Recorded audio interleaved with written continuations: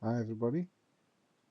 After my last video, I've given it some thought and I decided that maybe I should try to install GNS3 on the Ubuntu that is installed on my WSL for Windows Subsystem for Linux.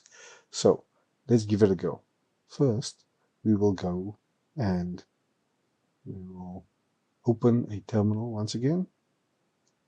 There we go. Here's our terminal.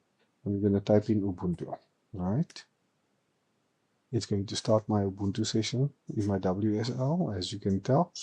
And on the downloads page for GNS3, what I'm going to do is click on the download link on the download button. Here, I'm going to add my repository. I'll do a copy of that, put it in here, do a sudo, yes, there we go. I think I know my password.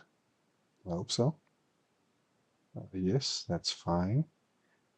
It's doing update of the repository. Let's go to the next line. It suggests that we do an update again, so let's give it a go. Let's go. There we go. Press enter. It doesn't update again. And then we will install the GNS3 GUI and the GNS3 server. So what happens when you do this is that both, when you start the GUI, the GNS server starts in the background automatically. Let's give it a go. Let's see. It's going to take out 500 megs, 530 megs. I don't know how long it will take to download. Hopefully not too long. And that the process will actually come to completion quite quickly. And then we can see if it's usable within the Ubuntu WSL installation.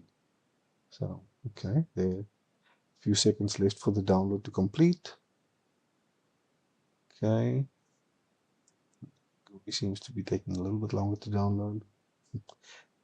A lot longer than I expected of, but yes, let's see if it can come to completion quickly.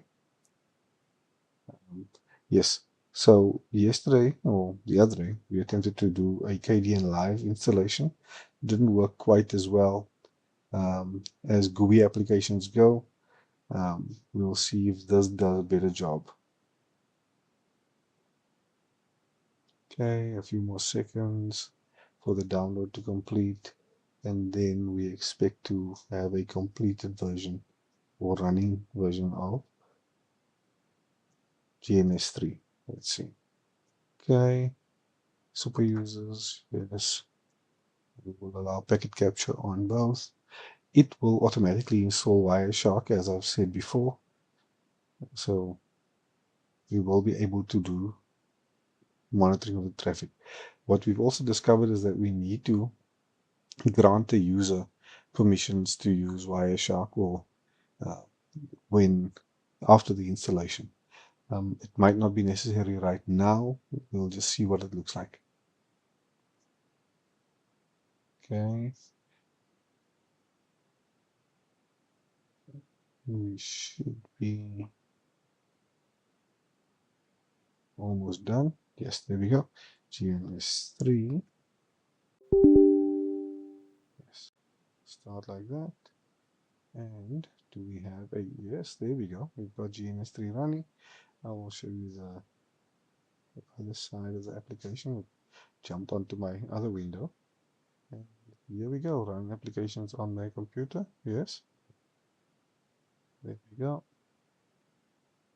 And now we have GNS3 that's running in Windows using the, let's see, whatever. I need to create a project. Yes, a new project. And I'll just call it project 1 again.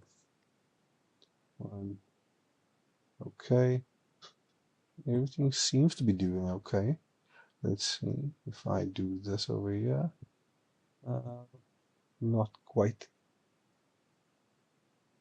Need to restart your user session in fresh permissions. Okay. Let's just do that. Out of here.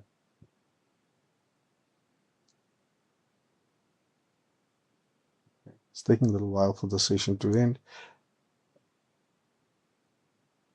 But yes, as you can tell, we've got a working version of GNS3 that's running in Ubuntu. I will just stop the session, Ubuntu, quickly. Just see if it can fix our little problem that we had. May not be working as hopeful. I might have to restart the entire computer. But let's see. So we'll go to most recent projects, open it, see if this makes any difference.